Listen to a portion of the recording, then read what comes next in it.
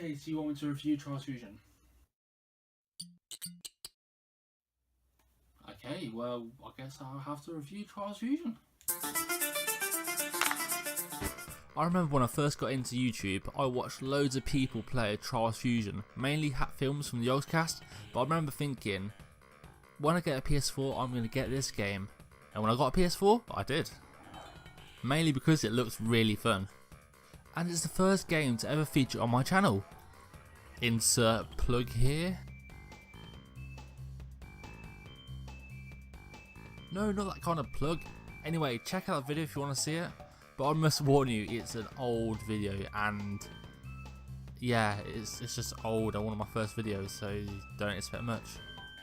This game reminds me of one of them Trials games you used to get online for free, and I used to play it at school in my IT class because I was a badass. And if you play these games at school as well, you're also a badass. And if you don't know what I'm talking about, I just sound really weird at the moment. This review is mainly based on the core game, not including any of the DLC, mainly because I'm a cheapskate and I didn't buy any. But yeah, this is mainly the basic game. Now on to the review.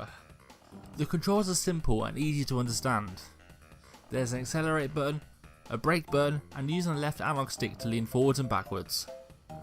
The leaning mechanic in this game is the most important mechanic there is. You use it to level your bike out for a smoother landing, or use it to put some wicked backflips. But good luck trying to land them. The right analog stick is used for tricks. Now this is mainly saved for the special trick levels. You can use them in the main levels, but it makes the game harder. And that's about it. One of the best features of this game is the quick reset button. So once you fail a trick or you know you're not going to land, quickly hit that button and you're back to the checkpoint or back to start if you want a clean run. Now this is great because it gets you straight back into the game for another go. Visually this game looks okay, but for a PS4 game, and it's quite an old one now, it's not the best on the market, but it looks okay. Now the starting soundtrack is amazing. Just listen to when you start the game.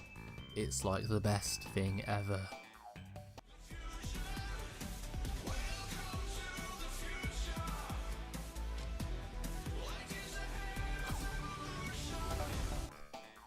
The dying sounds of this game do sound quite funny and comical, but after dying about 60 times in one run, it does get on your nerves just a little bit.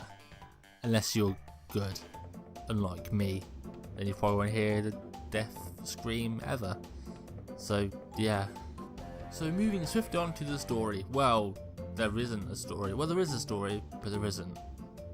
In the background while you're playing the game, there's a man and a woman talking to you, basically trying to say that you're an AI or robot and you need to escape. It's something like that. To be honest, I wasn't really paying much attention. If you understand the story, please leave a comment below and let me know what it is. I could Google it, I guess, but the whole point of me reviewing the game and the story is not clear to me while playing the game, surely that's a bad thing on the game's part. But to be honest, this game doesn't really need a story. It's more of a sit down for half an hour-ish, complete a level kind of game. The main concept of this game is to get from the start to the finish, and it's that simple. The problem is it gets really hard by the end. I've still not finished the main levels in this game. I've unlocked every single area, but the very last area is stupidly hard. I cannot do it. If you can do that, hats off to you, because that is goddamn hard. As you play through the game, you unlock different bikes and different character skins that you can purchase, which is quite cool. I like to make my biker look a bit different than normal, and the different bikes help you in different levels because they've got different speeds, different sort of traction. For example, the quad bike is good for getting up steep hills, but not very good in the air or to do tricks and flips with. Not only do the levels get harder as you play through the game, also the environments change and they look really cool. So you start off with like a deserty wasteland to a snowy mountain to a dirty abandoned warehouse that's got bombs everywhere and blows you up. I also like the fact that things in the background can fall onto the track, or the track could move itself so you don't expect what's coming, and I like that aspect. It gives you kind of a surprise and then you have to work it out as you go. There's also a multiplayer in this game where you and up to 3 friends can race against each other, and the first one to finish the line wins.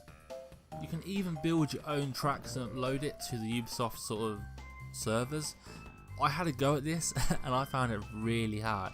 Some people have made amazing tracks, but I am awful at them. And this leads me on to my favourite part of the game, the community built levels. Now these are very hit and miss. Some of them are masterpieces and some of them are pieces of something brown and sticky. And no, that's not a stick. But this gives the game even more levels for you to play, so it's kind of an endless game in a way. Overall, Trials Fusion is a fun game. If you can get this game quite cheap, I would say pick it up. If you're not into sort of the side-scrolling Trials bike type of game, then just leave it. It's not the game of the year kind of thing, it's just a nice fun game you can sit down and play with friends or on your own. But with the community built levels, this game is really good and can probably go on forever as long as people still make levels, obviously.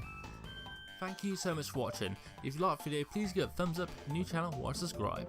Bye!